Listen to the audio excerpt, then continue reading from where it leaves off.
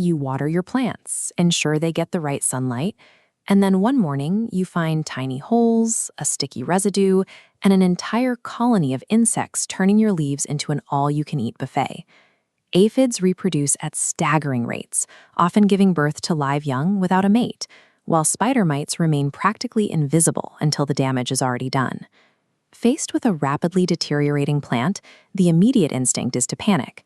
Most owners head straight for the shelf to grab a commercial chemical spray, looking for instant eradication.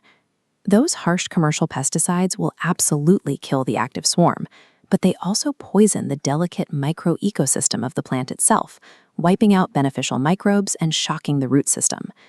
Time-poor plant owners looking to avoid that collateral damage inevitably turn to the internet.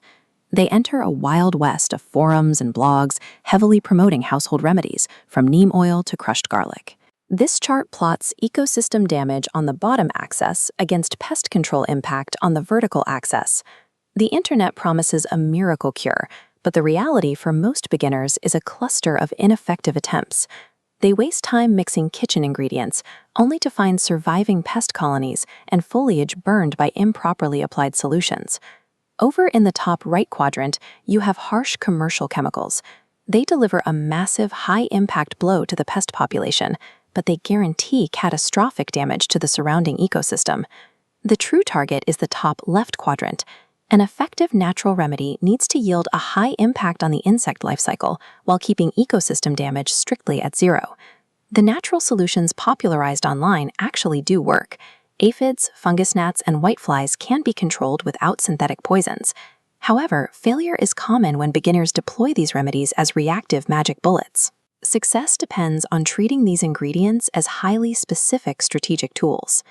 Saving the plant requires moving past the convenience of one-size-fits-all poisons to understand how specific natural tools actually function. We have to evaluate the specific tools in the natural arsenal by looking at exactly what they do, starting with the immediate crisis of an active, visible swarm on your leaves.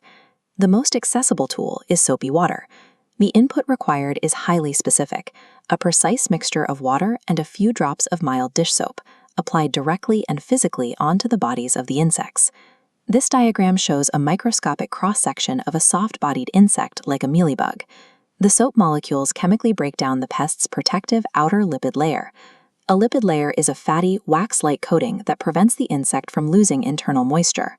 Once the soap strips that layer away, the internal structure rapidly shrinks and the insect quickly dehydrates.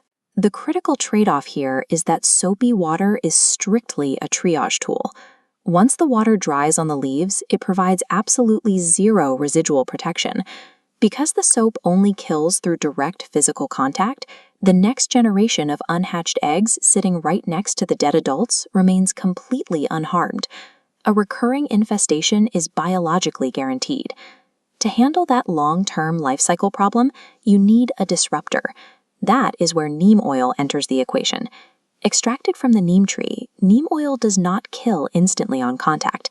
Instead, it coats the plant and slowly shuts down the insect's biological ability to feed and reproduce, effectively breaking the generational chain over time. The input requirements for neem oil are rigid. It demands precise mathematical dilution with water, and the application must be strictly limited to the evening hours. Misunderstanding those inputs leads to a lethal mistake.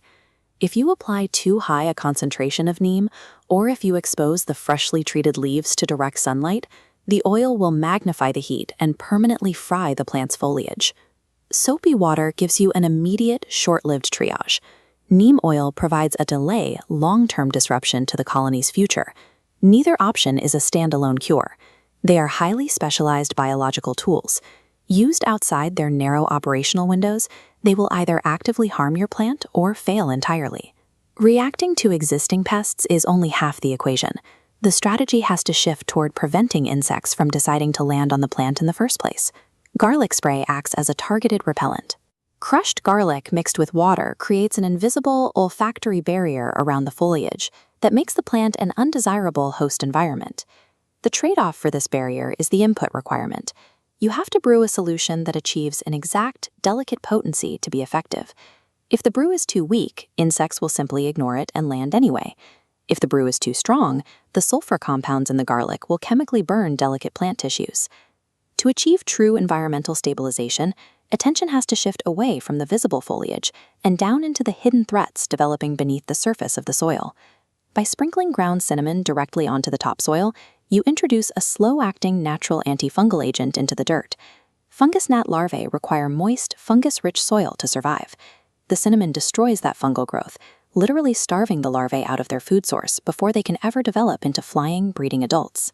Olfactory barriers and soil stabilizers are highly effective for long-term health, but they are completely useless against an active adult swarm currently eating your leaves. Prevention tools simply cannot replace triage tools. The overarching flaw in most online gardening advice is the search for a single champion remedy. Relying on one ingredient ensures the pests will eventually find a biological loophole. This diagram maps the layered defense system across 3 operational tiers. At the base, soil level, cinnamon neutralizes hidden larvae. At the middle, foliage level, neem oil and garlic spray create a preventative perimeter.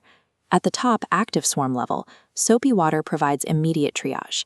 If you are a panicked beginner looking at a plant covered in aphids right now, ignore the preventative methods entirely. Immediately deploy soapy water to stop the active crisis today. If you are a time-poor owner, understand the workload. If you cannot commit to the precise dilution math and the strict evening scheduling required by this layered system, natural remedies will only lead to frustration and dead plants. But if you want to optimize your indoor garden, the challenge is to implement this complete layered system as a continuous, proactive environmental management protocol. A resilient natural defense emerges from strategic balance and methodical consistency over time. This systems-based approach removes the need for toxic one-off applications. Engineering a microenvironment where pests simply cannot survive represents the final shift from killing insects to protecting the ecosystem.